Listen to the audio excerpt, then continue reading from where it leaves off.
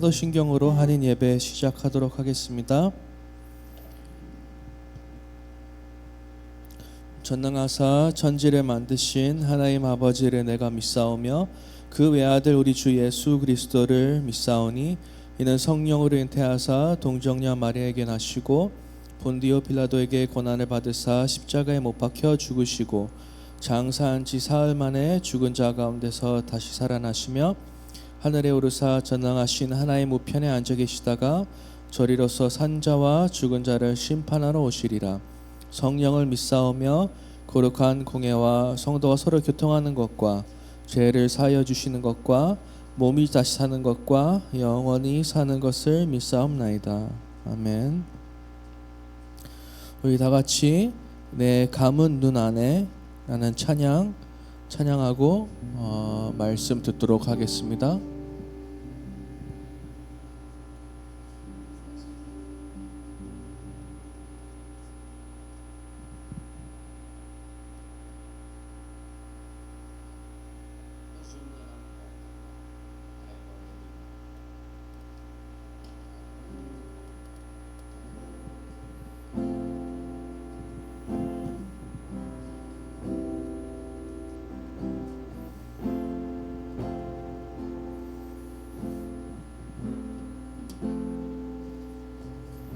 내 감은 눈 안에 힘이 들어와 계신 예수님 나보다 앞서 나를 찾아주시네.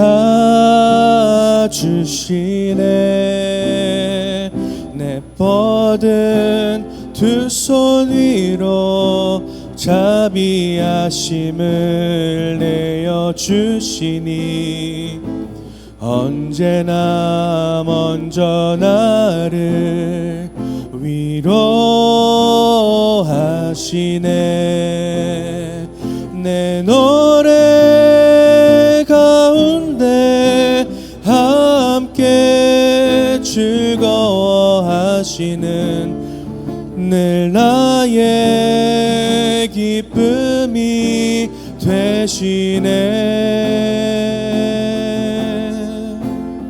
수많은 사람 중에 나를 택해 잡으시고 눈물 거두어 빗살 가루 채우시니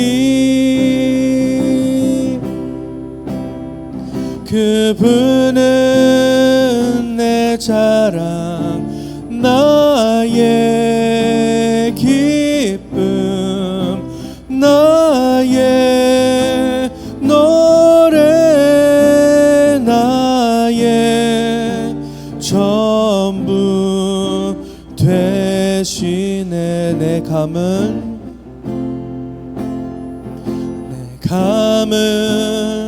눈 안에 힘이 들어와 계신 예수님 나보다 앞서 나를 찾아주시네. 내 뻗은 두 손 위로 자비하심을 내어주시니 언제나 먼저 나를 위로하시네.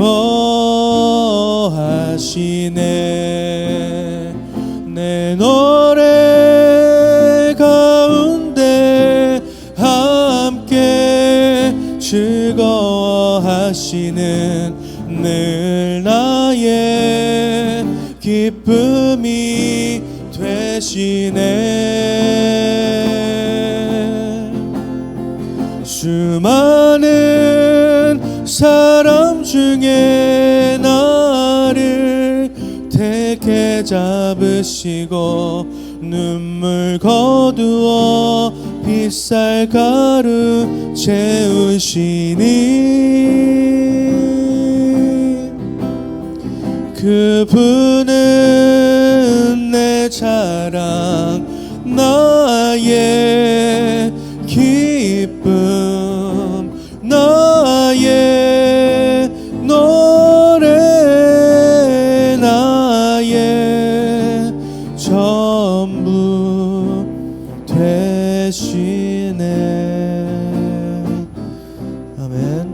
또 오늘 신령한 자, 육신에 속한 자라는 말씀을 놓고 김현도 목사님께서 말씀을 주실 텐데, 또 예배를 놓고 또 말씀을 대안하시는 김현도 목사님을 놓고 기도드리는 시간 갖도록 하겠습니다. 다 같이 기도드리겠습니다.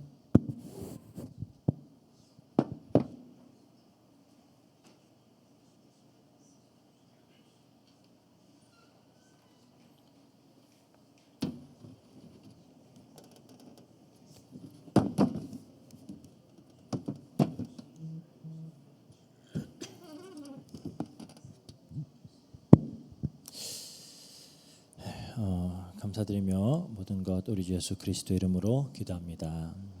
아멘. 하나님 말씀 고린도전서 3장 1절에서 4절까지 함께 말씀 보도록 하겠습니다. 고린도전서 3장 1절에서 4절까지 말씀입니다.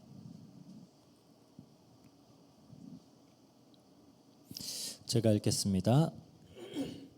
형제들아, 내가 신령한 자들을 대함과 같이 너희에게 말할 수 없어서 육신에 속한 자 곧 그리스도 안에서 어린 아이들을 대함과 같이 하노라. 내가 너희를 젖으로 먹이고 밥으로 안위하였노니 이는 너희가 감당하지 못하였음이거니와 지금도 못하리라. 너희는 아직도 육신에 속한 자로다. 너희 가운데 시기와 분쟁이 있으니 어찌 육신에 속하여 사람을 따라 행함이 아니리요. 어떤 이는 말하되 나는 바울에게라 하고 다른 이는 나는 아볼로에게라 하니 너희가 육의 사람이 아니리요. 지난주에 우리는 그 성령님이 하시는 일에 대해서 좀 자세히 살펴보았습니다. 성령님은 그 하나님의 가장 깊은 것을 통달하시는 분이시다라고 했죠.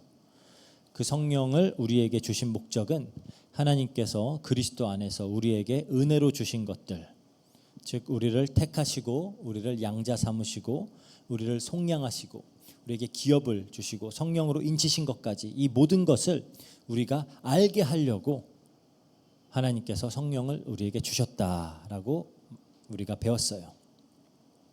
그리고 이런 영적 진리는 인간의 이성이나 인간의 경험으로 깨달을 수 없고 오직 성령님의 조명을 통해서만, 오직 성령의 조명이 있어야지만 복음이 이제 생명으로 들리고 또 믿음과 확신으로 이렇게 마음에 뿌리를 내릴 수 있다라는 부분을 우리가 살펴보았습니다.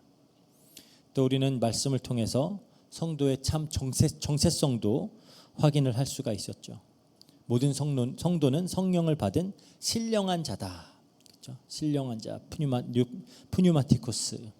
즉 우리는 하나님의 깊은 경륜을 깨달을 수 있는 자들이라는 거예요. 바울이 말했듯이 그리스도의 마음으로 세상을 분별할 수 있는 자들로 우리는 부름을 받았다.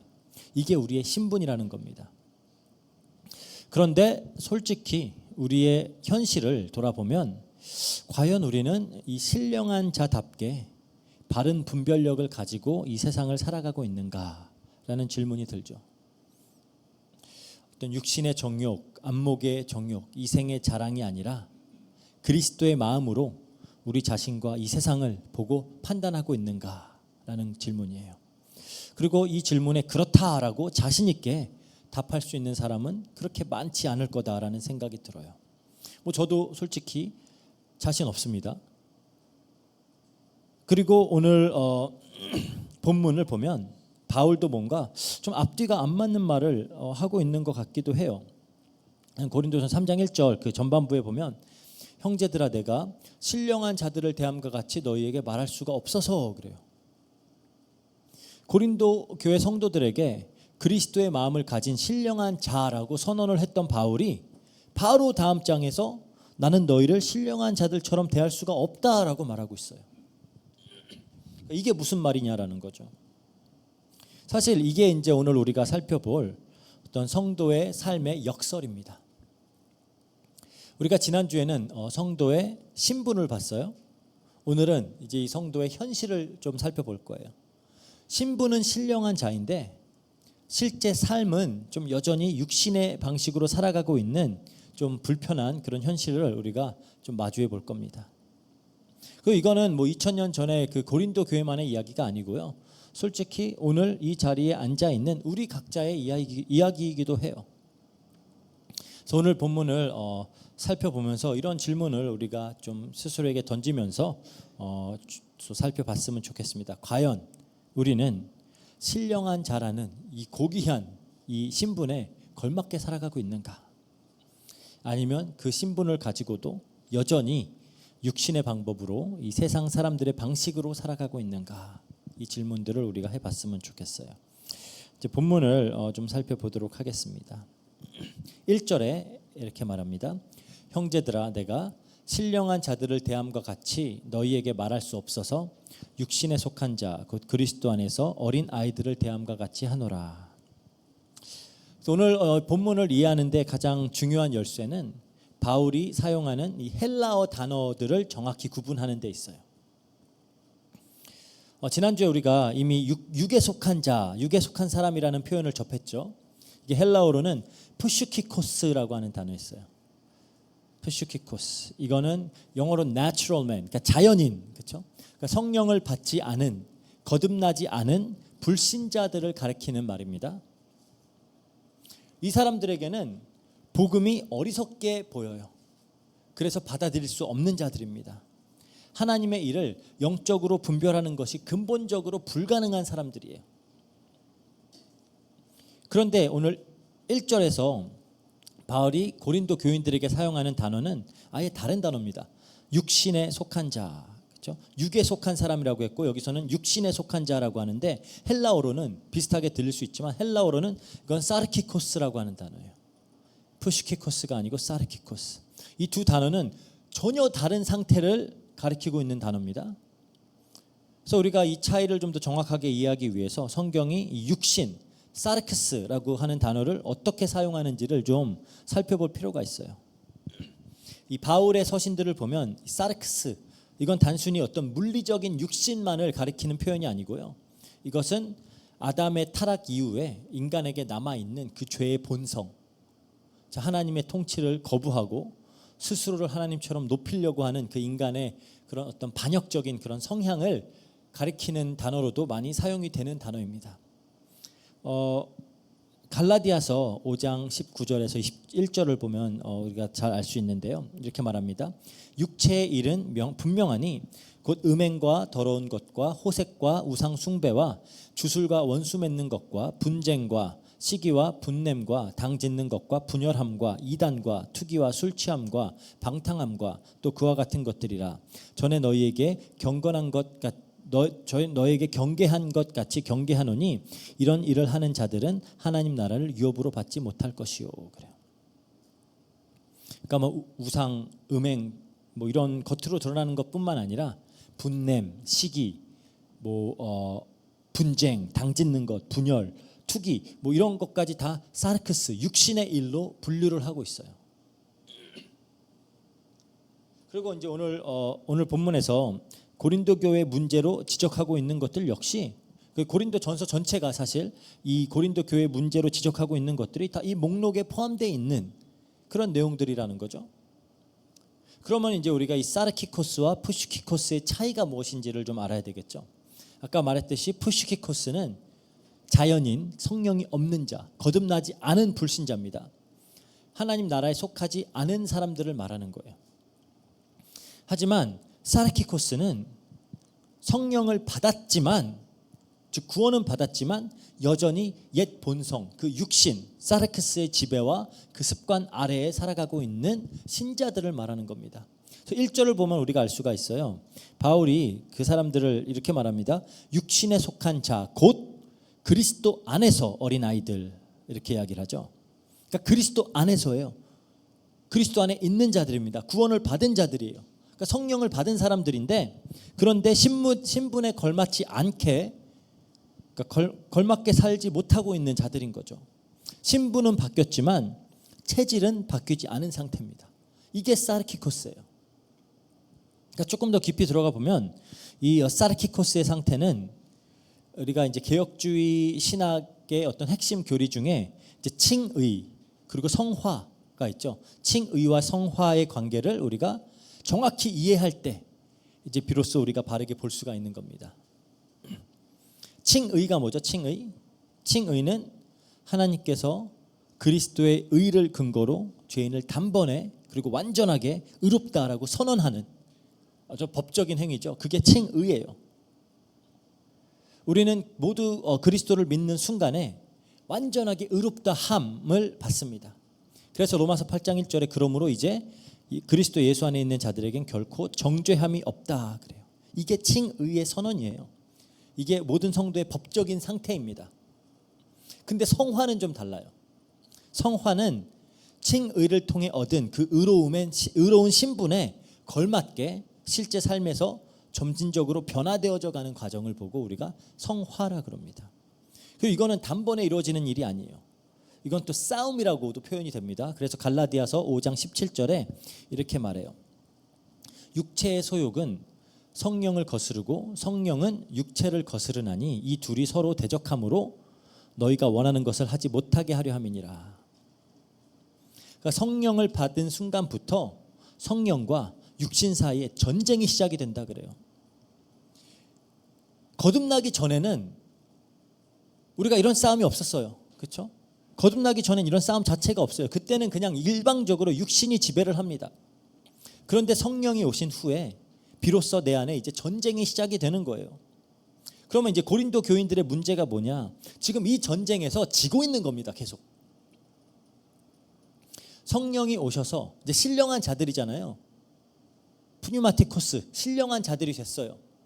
그래서 싸움이 시작이 됐는데 이들은 계속 육신의 편을 들고 있는 거예요. 성령님의 통치에 자기 자신을 내어드리는 걸 거부하고 계속해서 옛 본성의 습관 그리고 그 옛 본성의 어떤 욕구들을 그대로 따르고 있는 겁니다. 그 상태를 사르키코스라고 하는 거예요. 오늘 육신에 속한 자, 육에 속한 자, 저번 주에 육에 속한 자는 아예 구원받지 못한 자고요. 그렇죠? 푸슈키코스, 그건 구원받지 못한 자. 사르키코스는 구원은 받았는데 계속 육신에 지고 있는 자들. 지금 이 사람들에 대해서 얘기를 하고 있는 겁니다. 바울이 이 상태를 어린 아이다, 네피오스라고 하는 단어를 쓰는데 2절에 그러죠. 내가 너희를 젖으로 먹이고 밥으로 아니하였노니 이는 너희가 감당하지 못함이었음이거니와 지금도 못하리라.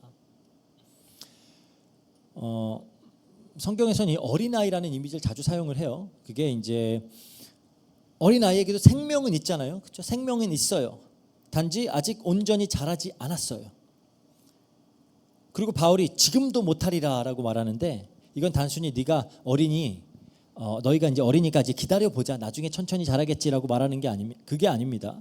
왜냐하면 고린도 교회 같은 경우는 이미 세워진 지 몇 년 지났어요. 시간이 많이 지났음에도 불구하고 여전히 젖만 먹는 어린아이의 상태에 머물러 있는 겁니다. 이게 그러니까 성장이 느리다라는 게 아니라 성장을 거부하고 있는 거예요. 그래서 신약에서는 영적 성숙과 관련해서 계속 어린아이의 이미지를 이렇게 일관되게 사용을 하는데요. 히브리서 5장 12절 14절 한번 볼게요. 이렇게 말합니다. 때가 오래되었으므로 너희가 마땅히 선생이 되었을 터인데 너희가 다시 하나님의 말씀을 초보에 대하여 누군가 가르쳐야 할 처지니 단단한 음식은 못 먹고 젖이나 먹어야 할 자가 되었노라. 이는 젖을 먹는 자마다 어린 아이니 의의 말씀을 경험하지 못한 자요 단단한 음식은 장성한 자의 것이니 그들은 지각을 사용함으로 연단을 받아 선악을 분별하는 자들이니라. 그러니까 지금 히브리서의 독자들과 고린도 교인들이 공통적으로 겪고 있는 문제인 거예요. 이게 시간이 지났는데 지금 교회도 오래 다녔는데 성장을 하지 않는 겁니다. 그러니까 여기서 단단한 음식을 먹어야 할 자와 젖만 먹는 자를 구분을 하는 기준이 뭐죠? 뭘로 이게 기준이 나눠지는 거예요? 단단한 음식을 먹을 수 있는 자와 젖을 먹는 자? 지각을 사용함으로 연단을 받아 선악을 분별하는 자들이다 그러죠. 그러니까 영적 분별력입니다. 그럼 젖은 뭐고 단단한 음식은 뭐냐? 오늘 고린도 전서의 문맥 안에서 보면 젖은 우유는 가장 기초적인 복음 선포 그리고 또 그들이 열광하던 어떤 은사와 신비적인 체험들이었어요. 이것만 달라고 하는 거예요. 반면에 단단한 음식은 십자가에서의 자기를 부인하고 그리스도를 위한 어떤 고난 그리고 약해짐을 수용할 수 있는 것, 자기 욕구보다는 공동체, 교회 공동체를 앞세우는 그런 삶, 이런 것들을 우리가 단단한 음식이다라고 할 수가 있겠죠. 고린도 교인들은 정말 달콤하고 화려한 것, 그건 열심히 추구했는데 조금은 쓰고 불편한 복음은 도저히 소화하지 못하는 거예요. 그러니까 어린 아이들의 가장 핵심적인 특징이 뭐죠? 자기 중심성입니다. 자기밖에 몰라요. 어린 아이에게 세상은 그냥 자기 기분과 자기의 필요를 중심으로 돌아가죠. 배고프면 울고, 원하는 거 못 받으면 떼를 쓰고, 뭐 타인의 어떤 필요를 헤아리거나 어떤 자기보다 남을 더 낮게 여기는 그런 건 아예 할 수 없어요. 어린 아이의 상태에서는. 그냥 조그맣고 귀여우니까 다행이죠. 다 큰 사람들이 어린 아이처럼 행동한다면 그건 절대 용납되지 않을 거예요. 그렇죠? 하지만 성숙한 신앙인의 모습은 어떤가? 보면 빌립보서 2장 3절 4절 볼게요. 아무 일에든지 다툼이나 허영으로 하지 말고 오직 겸손한 마음으로 각각 자기보다 남을 낮게 여기고 각각 자기 일을 돌볼 뿐더러 또한 각각 다른 사람들의 일을 돌보아 나의 기쁨을 충만하게 하라. 그러죠. 그러니까 자기보다 남을 낮게 여기는 일, 이건 어린아이들에겐 불가능한 거예요. 성숙한 자들만이 할 수 있는 일입니다.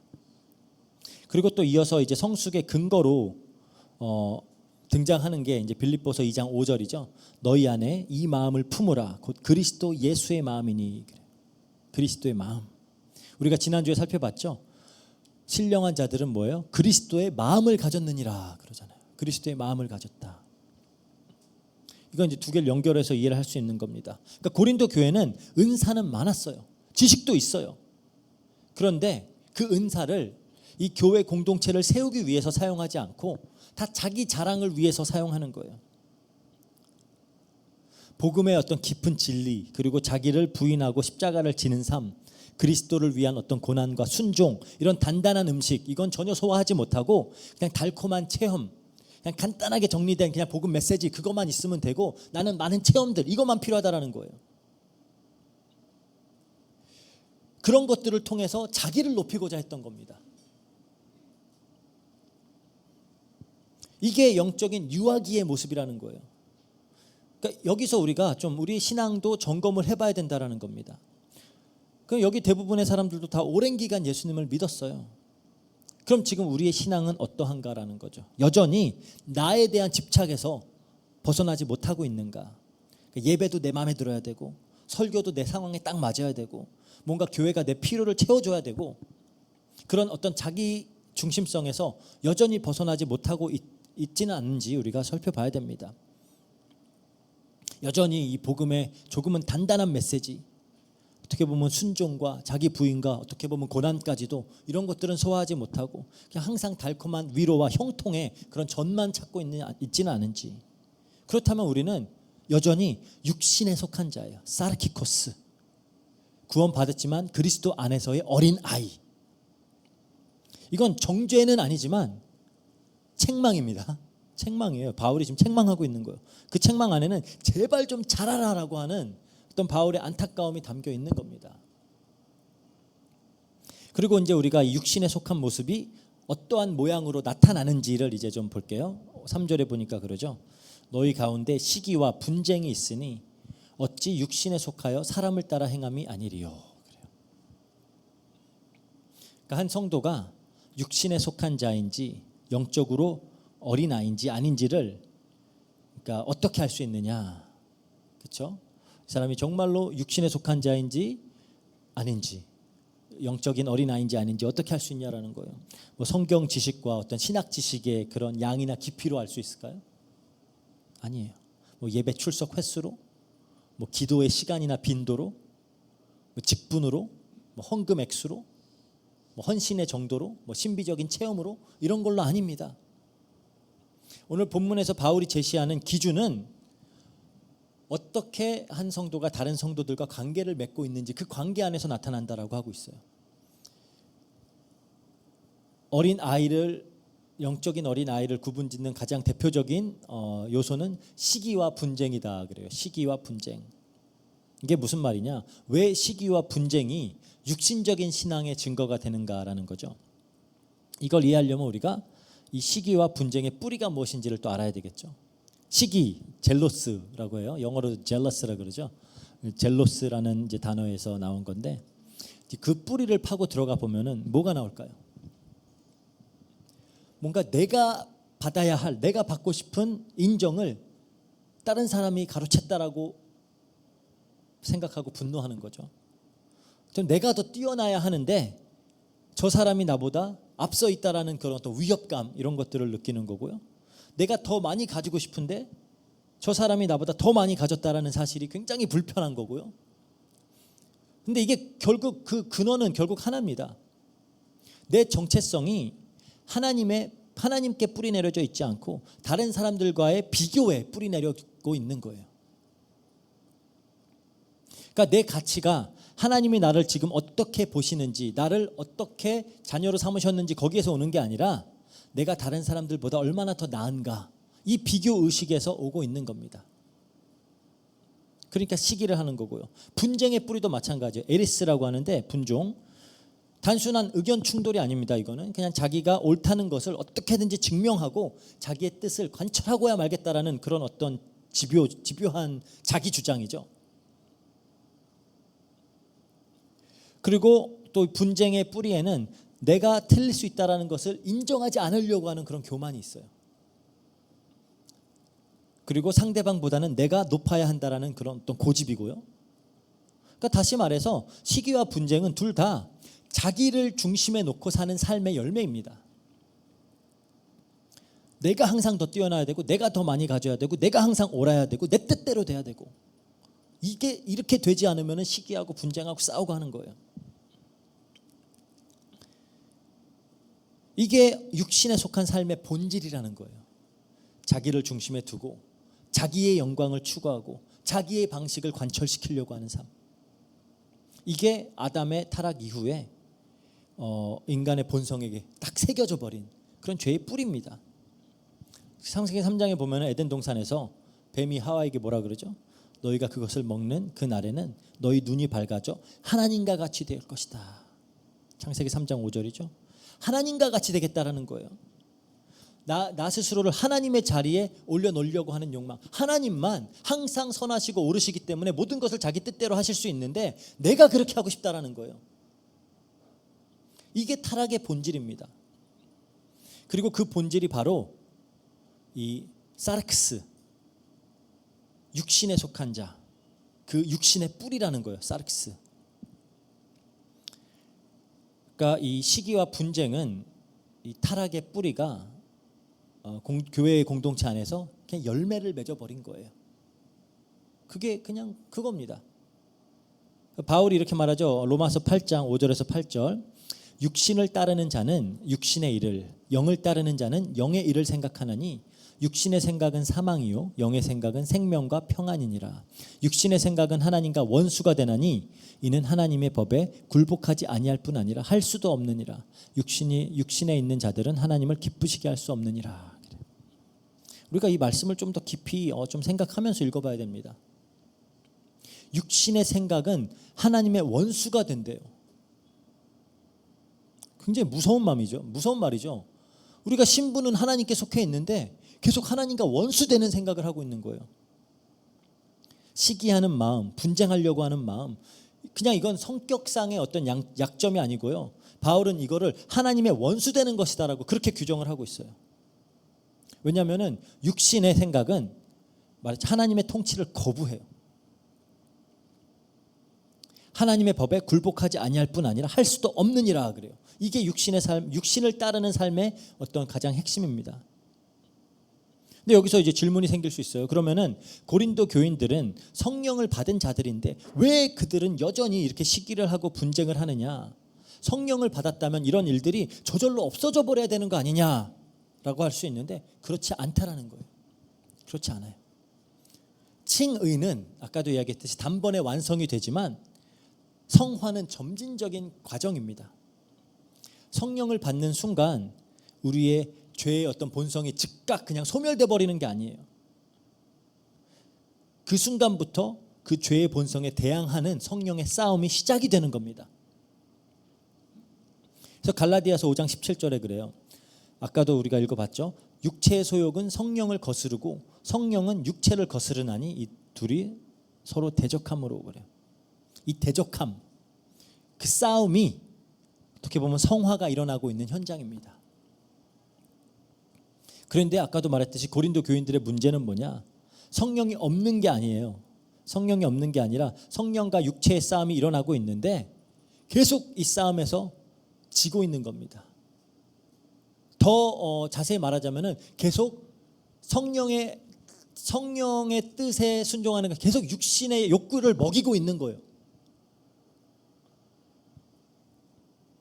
그러니까 성령의 통치에 자기 자신을 내어 드리는 것을 거부하고 계속 옛 본성의 편을 들고 있는 겁니다.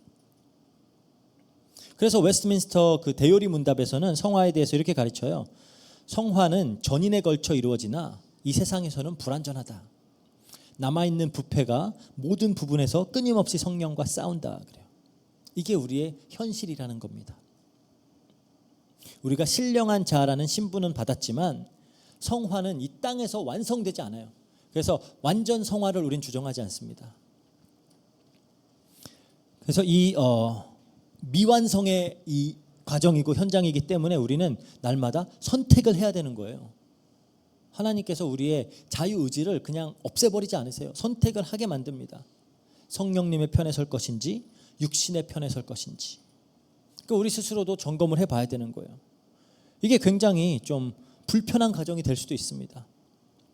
우리가 맺고 있는 그 관계들의 열매도 우리가 정직하게 들여다보는 거죠. 가정 안에서, 교회 안에서, 혹은 내가 맺고 있는 다른 관계들 안에서 실제로 내가 맺고 있는 열매가 무엇인가? 정말로 상대방이 잘 될 때 진심으로 내가 기뻐해 줄 수 있는가? 아니면 나도 모르게 씁쓸한 그런 마음이 드는가? 내 의견이 받아들여지지 않을 때, 혹은 누가 나보다 더 인정을 받을 때 내 마음 깊은 곳에서 어떤 감정이 일어나는지. 그렇죠? 그러니까 우리가 이 질문들에 어떻게 대답하는지가 우리의 어떤 영적인 현주소를 보여주고 있다라는 거예요. 그러니까 성화의 척도는 우리가 얼마나 많은 은사를 체험했는지가 아닙니다. 얼마나 많이 성경을 알고 얼마나 많이 오래 교회 다녔고 그런 게 아니고요. 얼마나 그리스도의 사랑으로 우리의 지체들을 용납하고 그들의 성장을 진심으로 기뻐할 수 있느냐라는 거예요. 그래서 시기와 분쟁은 이건 성격 문제가 아닙니다. 지금 어떠한 영적인 원리의 지배를 받고 있는지 그게 지금 드러나고 있는 거예요.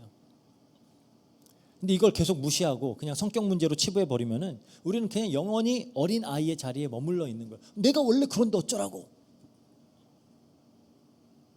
그게 아니죠. 성령님은 우리를 변화시켜 나갑니다. 다시 이제 고린도 교회로 고린도 교회 문제로 한번 돌아가 볼게요. 4절에 어떤 이는 말하되 나는 바울에게라 하고 다른 이는 나는 아볼로에게라 하니 너희가 육의 사람이 아니리요. 그래. 이게 이제 1장부터 바울이 계속 다뤄왔던 그 고린도 교회를 갈갈이 찢어놓고 있는 파당의 문제예요. 어떤 사람들은 나는 바울파다. 어떤 사람들은 나는 아볼로파다. 또 다른 사람들은 나는 게바파다. 그래서 막 서로를 배척하고 있는데 이거를 그냥 표면에 나타나는 현상만 보면 안 된다라는 겁니다.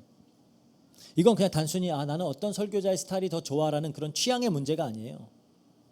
바울은 이걸 더 깊이 본질을 꿰뚫어 보고 있는 거죠. 사람을 앞세워서 뭐예요? 그냥 단순히 그 사람들이 너무 좋아서 그러는 것도 아니고 이 사람들을 앞세워서 자신을 정당화하기 위한 거예요. 자기의 정당성을 확보하기 위해서 자신의 우월감을 증명하려고 하는 지극히 인본주의적인 태도입니다. 그러니까 이 사람들이 나는 바울에게라라고 할 때 정말 말하고자 하는 게 뭐냐? 바울의 이름을 빌려서 어떤 자기 편의 그 권위를 강화하려고 하는 거죠. 그리고 상대편을 약화시키려고 하는 거잖아요. 바울이 그렇게 가르쳤어. 그러니까 내가 옳고 너는 틀렸어. 이거 하려고 하는 거잖아요. 그게 뭐 언제부터 이 사람의 이름이 기준이 되어버렸다고 그렇게 하고 있는 거예요. 3절에 보니까 그래, 사람을 따라 그러잖아요. 사람을 따라. 근데 여기서 사람을 따른다라는 게 어떤 특정 개인만을 지칭하는 게 아니고요. 이게 그냥 어떤 타락한 인간의 사고 방식이에요. 하나님의 방식이 아니라 이 사람들의 방식을 말하는 겁니다. 그래서 사도 바울이 묻는 거예요. 너희는 육신적인 사람이 아니리요 라고 하는 거예요. 헬라어로 보면 이 뉘앙스가 더 강해요. 너희가 너희는 그냥 세상 사람들과 똑같은 거 아니냐 이러고 있는 거예요. 이게 왜 그렇게 심각한 문제냐? 성령을 받은 자라는 신령한 자라는 신분이 있는데, 이미 성령을 받아서 신령한 자라는 신분을 가지고 있는데 실제 그들의 삶에서 이게 전혀 나타나고 있지 않다라는 겁니다. 세상 사람들도 자기 편 만들고 자기 권위를 강화하고 상대방을 굴복시키기 위해서 더 높은 권위를 등에 업고 하잖아요. 정치 세계도 그렇고요, 직장도 그렇고요, 세상의 모든 조직들이 그래요. 그런데 교회가 똑같은 짓을 하고 있다는 겁니다. 오늘날에도 이런 패턴이 아주 다양한 형식으로 반복될 수 있어요. 그래서 뭐 우리 교단이 가장 성경적이야, 우리 신학이 제일 정통이야, 우리 목사님이 최고야, 막 이런 말들 뒤에 숨어 있는 그 의미는 뭐냐? 그리스도를 높이려고 하는 게 아니라 나의 소속과 내 선택을 정당화하면서 내가 더 우월하다고 증명하려고 하는 겁니다. 그러니까 그리스도 중심인가 아니면 나 중심인가 계속 우리가 봐야 돼요. 교회 공동체에서 우리 기준이 누가 더 나은가가 되면 안 되잖아요. 그리스도가 높아지는가가 기준이 돼야죠. 뭐 어떤 설교자가 더 훌륭하고 막 그게 중요한 게 아니라 그 설교를 통해 얼마나 그리스도가 더 선명하게 드러나는지, 그게 기준이 돼야 되는 겁니다. 근데 우리가 굉장히 이런 육신의 어떤 방식에 나도 모르게 계속 그렇게 살아가고 있다라는 겁니다. 그래서 제가 이제 말씀을 좀 정리를 해보겠는데요. 바울은 오늘 본문에서 어떻게 보면 굉장히 불편할 수 있어요. 하지만 반드시 마주해야만 하는 우리의 현실을 지금 보여주고 있는 겁니다. 성령을 받은 신령한 자라는 신분을 가지고도 여전히 육신의 방식으로, 세상의 방식으로 살아가고 있는 이 사르키코스의 모습이 우리일 수도 있다라는 거예요. 시기하고 분쟁하고 때로는 사람들을 앞세워서 자기 자신을 높이려고 하는 그런 세상 사람들과는 전혀 구분되지 않은 그런 우리의 모습들. 이러한 모습들 앞에 이제 이 바울이 이거 본문을 통해서 질문을 던지고 있는 겁니다. 과연 너희는 너희 신분에 걸맞게 살고 있느냐라는 거예요. 이게 우리를 뭐 낙심시키고 절망에 빠지려고 하게 하는 게 아니라, 사실 이제 절망하는 건 우리가 피해야 되는 반응입니다. 우리가 보면서 나는 여전히 시기하고 또 분쟁하고 하는 거 보니까 난 육신에 속한 자인가 봐, 난 진짜 안 되나 봐, 그거를 하려고 하는 게 바울의 의도가 아니에요. 지금 바울은 정죄하려고 하는 게 아니라 제발 좀 잘하라고, 좀 잘하라라고 계속 권면을 하고 있는 겁니다. 그래서 우리가 이제 이것 때문에 뭐 좌절하는 것도 바른 반응은 아니고요. 하지만 또 우리가 피해야 될 반응인 뭐냐? 자기 합리화입니다. 뭐 나만 그래? 고린도 교인들도 다 그러잖아. 뭐 사람이 다 그렇지. 이것도 이 본문이 원하는 반응은 아니에요. 그럼 우리는 여전히 육신에 속해 있는 우리 자신의 모습을 바라볼 때 어떻게 반응을 해야 되느냐? 우리의 실제 모습을 있는 그대로 정직하게 보고 성령의 통치 아래로 들어가는 겁니다. 근데 여기서 이제 오해하지 말아야 될 게, 내가 열심히 노력해서 이루어지는 건 아니에요. 내 의지로 막 시기심을 억누르고 내 결심으로 분쟁을 멈추고 이러는 게 성화는 아닙니다. 아까 말씀드린 성숙이라는 건 내가 강해지는 것이 아니고 내 안에 그리스도의 통치의 영역이 더 넓어지는 걸 말하는 거예요. 성령님께서 역사하실 수 있도록 내가 조금 비켜서는 겁니다. 그래서 캘빈은 성화는 우리가 날마다 우리 자신을 부인하고 그리스도를 따르는 것이다. 이것은 얼핏 소극적으로 들릴 수 있지만 성도가 가질 수 있는 가장 능동적인 행동이다, 이렇게 얘기를 했어요. 그러니까 막 내가 또 나도 모르게 막 이런 시기심이 올라올 때 성령님, 내 마음과 생각을 다스려 주세요 라고 하면서 그 나의 마음의 중심의 자리를 내어드리는 거예요.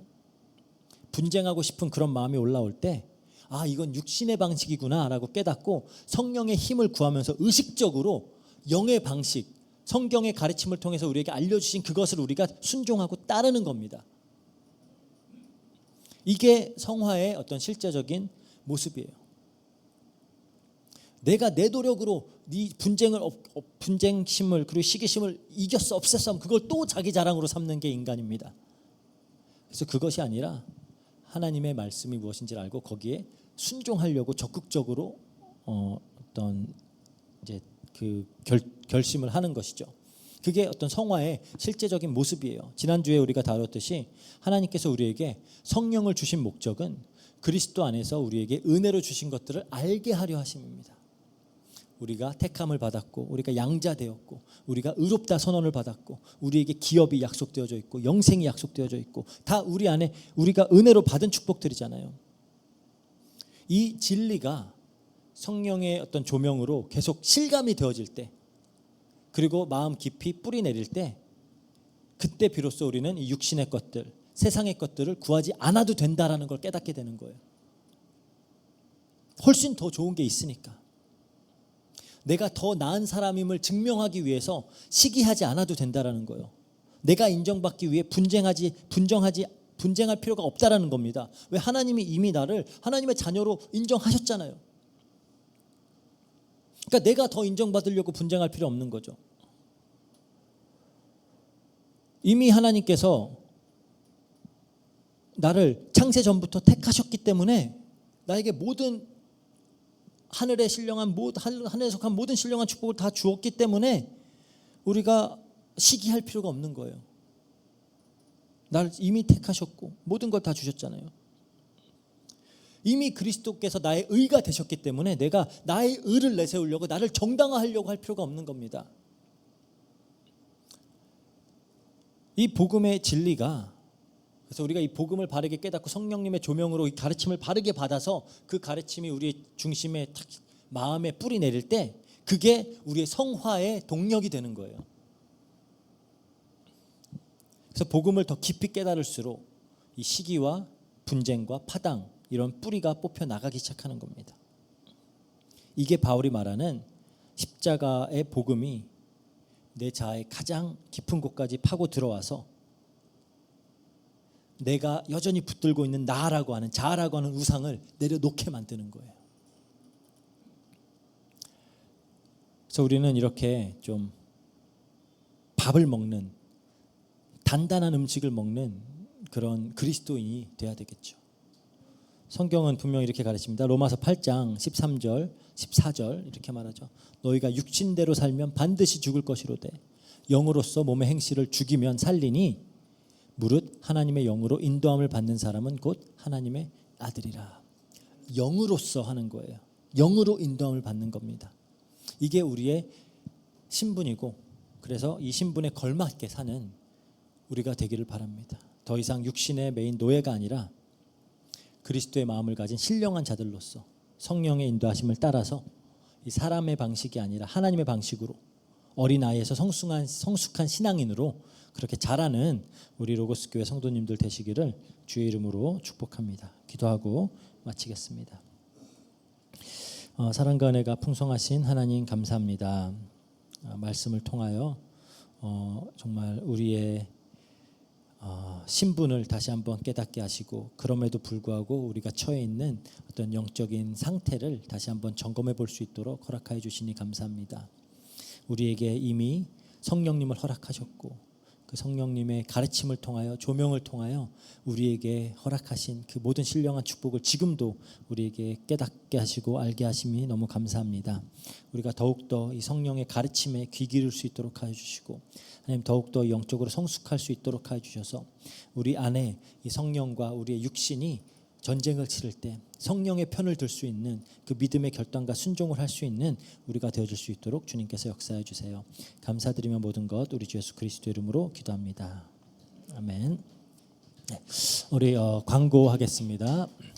오늘 우리 예배 마치고 이제 바로 다 같이 그냥 간단하게 그 스낵 한 후에 이제 엘도라도로 우리가 함께 이동을 할 겁니다. 그래서 엘도라도 이제 새로 생긴 그 교회에서 오랜 기간 우리가 어린이 사역을 했던 지역이어서 그 어린이 사역하는 아이들의 가족들을 초청을 해서 함께 이제 복음 전하고 또 이렇게 같이 예배도 드리고 할 거고요. 또 이 한국에서 그 다니엘 선교회라고 하는 곳에서 또 그 식량을 지원할 수 있는 그 후원을 해줘서 그 식량 지금 쌀 5kg와 이제 또 이렇게 여러 그런 뭐 라면이나 뭐 통조림 이런 것들을 가지고 그렇게 이제 나눠주면서 하지만 뭐 그걸 나눠주기 위해서만 하는 것이 아니고 이거를 나눠주면서 정말 그 모인 자들에게 복음도 전하고 앞으로 지속적인 사역의 문을 열 수 있기를 또 기도하면서 하는 겁니다. 그래서 저 오늘 또 우리 신학생 자슈아 형제가 또 거기 복음을 전하는 그 감당을 했고요. 또 같이 예배팀도 가서 예배를 드리고 할 텐데 같이 기도해 주셔서 정말 그 이제 지역에 정말 지역을 살리는 그리고 거기서 정말 건강하게 설 수 있는 그런 교회로 세워질 수 있도록 기도 부탁드립니다. 우리 29일 날 이제 유아 세례 그리고 이제 임직식 있을 예정이고요. 또 4월 3일 홀리윅 기간인데 금요일 날 또 우리 매년 이렇게 했던 것처럼 또 야유회 함께 하도록 하겠습니다. 네, 이상입니다. 우리 주기도문으로 예배 마치도록 하겠습니다. 하늘에 계신 우리 아버지여, 이름이 거룩히 여김을 받으시오며 나라에 임하옵시며 뜻이 하늘에서 이룬 것 같이 땅에서도 이루어지이다. 오늘날 우리에게 일용할 양식을 주옵시고 우리가 우리에게 죄진 자를 사하여 준 것 같이 우리 죄를 사하여 주옵시고 우리를 시험에 들게 하지 마옵시고 다만 악에서 구하옵소서. 대개 나라와 권세와 영광이 아버지께 영원히 있사옵나이다. 아멘. 네, 예배 마치겠습니다.